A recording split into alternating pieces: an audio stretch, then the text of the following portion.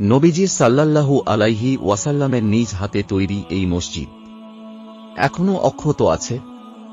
দুনিয়ায় এমন কিছু জায়গা আছে যেগুলোর মাটি এখনো নবীজির সাল্লাল্লাহু আলাইহি ওয়াসাল্লাম এর পবিত্র স্পর্শ বহন করে।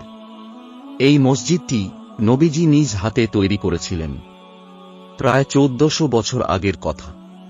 এই পাথরের দেয়াল, এই ঘর আজও অক্ষত। এটা শুধু একটি পুরনো স্থাপনা নয়, এটা আমাদের রাসূল সাল্লাল্লাহু আলাইহি ওয়াসাল্লাম এর স্মৃতি, একটি ইতিহাস, একটি ভালোবাসা, একটি ঈমানের চিহ্ন।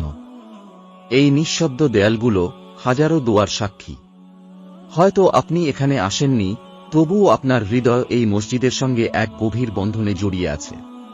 শেয়ার করুন এই ভিডিওটি, যেন সারা দুনিয়া জানে নবীজির স্পর্শ এখনো টিকে আছে এই পৃথিবীতে।